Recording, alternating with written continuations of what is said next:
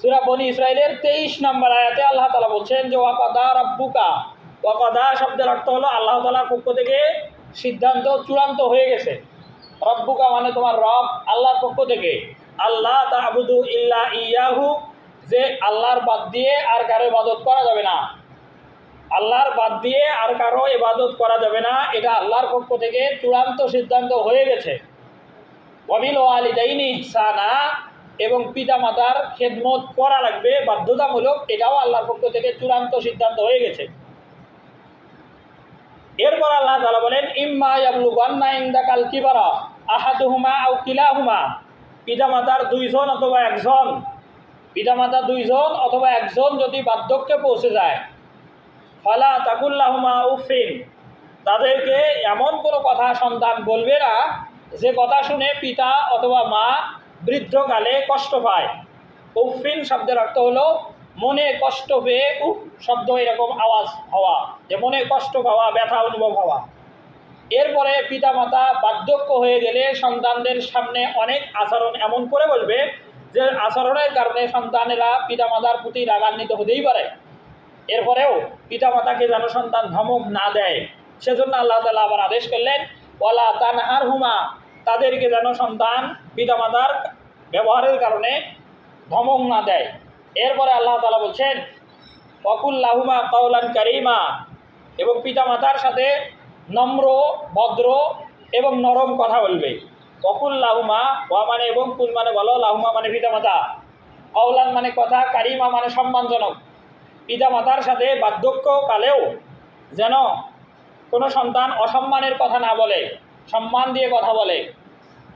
এরপরে আল্লাহ তাআলা বলছেন ওয়াকফিদ লাহুমা জানাহা যুল্লি মিনার রাহমাত, ওয়াকফিদ মানে আপনি বিছিয়ে দেবেন, জানাহা যুল্লি মিনার রহমাত, রহমত বা দয়ার ডানা।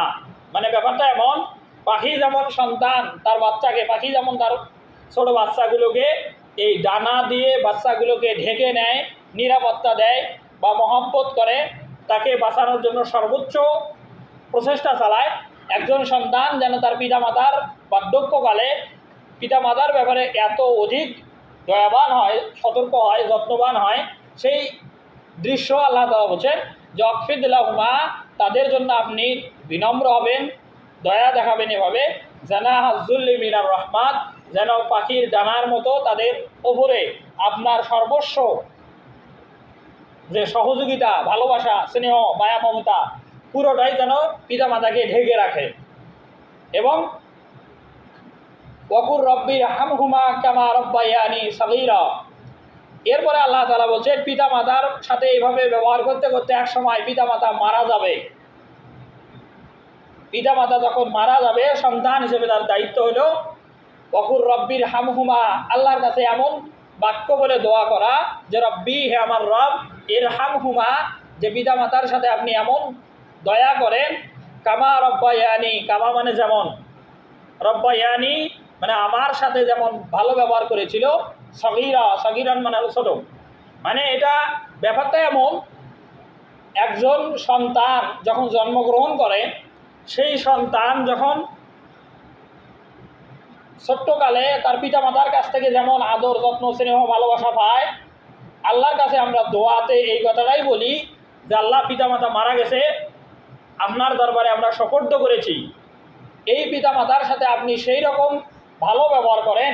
তার মানে আমরা যেমন ছোটো নবজাতক সন্তানকে ভালো বিছানায় রাখি, ভালো খাবার দেই, কোনো রকম যেন অসুবিধা না হয় তার জন্য সর্বোচ্চ প্রচেষ্টা চালাই, ঠিক একইভাবে আল্লাহকেও আমরা এই দোয়াই করতেছি আল্লাহর কাছে যে আল্লাহ, আমার পিতামাতা মারা গেছে, তার সাথে আপনি সর্বোচ্চ ভালো ব্যবহার করেন, যেমন একটা ছোট সন্তানকে তার পিতামাতা দয়া করে, ভালোবাসে, স্নেহ, মায়া, মমতা দিয়ে রাখে।